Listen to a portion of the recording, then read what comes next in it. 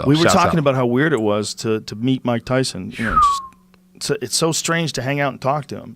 Like party, he's so iconic that whenever you're around him, there's like 10% of you that has to go, holy shit, it's Mike Tyson. No matter what else you're saying, 10% of your brain is going, holy shit, that's Mike Tyson. When you showed the clip of the 51-year-old Mike Tyson hitting the bag, I remember it as a child. He was the first person I see. I have two dads. I have a non-bio and a bio dad.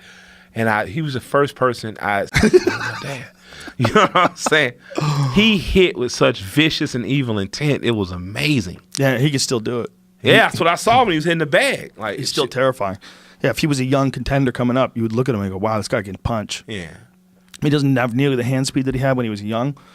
Look at that, man. Yeah, that was the peak.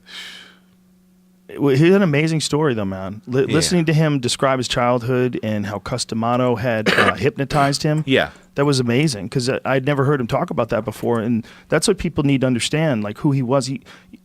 People want to say, "Oh, he was hyper aggressive and he did terrible things and he was violent." And this, think of how this kid grew up. How he was an orphan. Yes, he was literally orphaned. Taken in by this one guy, the first time in his life where anything is positive and it's all about fighting and being a destroyer. And he gets hypnotized by this guy to be a destroyer. And he's a physical specimen. He really is. You put your hand, when you grab, it's just his hand, like his whole body's like carved out of a large block of rock. He's a tank of a man. Wow. You know, still to this day, he's a tank. Absolutely. And when he was young, they saw that right away. Teddy Atlas said on this podcast that when Mike was 13, he weighed 190 pounds. And they didn't believe he was 13. They thought he was sandbagging. They put him in as 16. He's like, yeah, okay, say he's 16. Nobody would believe he's 13. And they were like, come on, you're saying this fucking kid's 13. They didn't want to believe it. Wow. And he just let him have it. Okay, you don't want to, because he said people were always lying about how many fights people had. Yeah. They would always say he's only had 10 fights. And you see the guy move immediately. I'm like, oh my God, this guy's had 50 fights. Yeah. Like you can see watching him. And Teddy was saying that was always the hustle, that everybody always lied a little bit about someone's record. And when they saw Mike Tyson at 13, weighing 190 pounds, just a fucking specimen. There's some people that are just built perfect for certain things. You know? He was built to be that. He was built perfect for bobbing and weaving and getting in tight. And he was so fucking fast. His hooks and the uppercut was so nasty.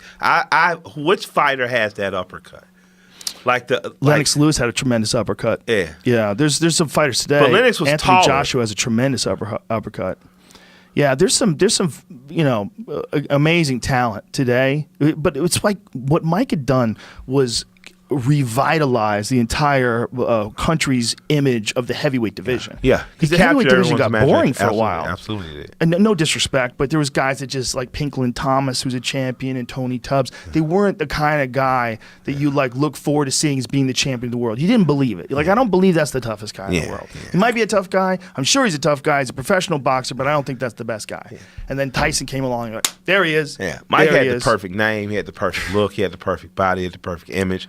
And he came at the perfect time. Yep. Mike, when you look at hip hop and where it was and where Mike was at the time, it was a perfect synergy for him to become a hero. Mike Tyson, Mike Jordan, these people became icons at a time where the United States, like in the 80s, after getting OPEC kicking ass and that crisis fucking up the 70s, the Iran shit at the end of the 70s, early 80s, Steel. I remember my grandfather worked at Hall Steel. I remember Steel, my other grandfather, Steel leaving America. I remember it just kind of being like, it wasn't as proud. Yeah. And he was one of those things that made you feel badass and the times feel dangerous, and he wore black and those little boxes. He didn't wear the boots. He wasn't flashy.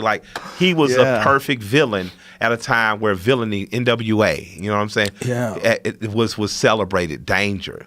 I think he was perfect for the times, and I think he's perfect for now. Like what Mike is, when I hear him interview and I really talk, and people make fun of his lisp or whatever, and I think that gets in the way of you hearing the real wisdom he's saying a lot of times. Yes. Like Mike has repeatedly talked about change and about growth and about how he doesn't see things the same.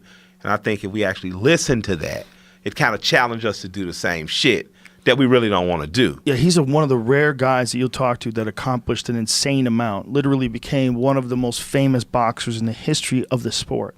And you talk about him now, and all he wants to do is dismiss that past life. Yeah. He wants to. He like I was silly. Look at me. I'm a silly person. Yeah, like he's a real warrior. Yeah. Like he's like in a classic kung fu film. He's the reluctant teacher almost. Mm-hmm. You know, Yeah. he's you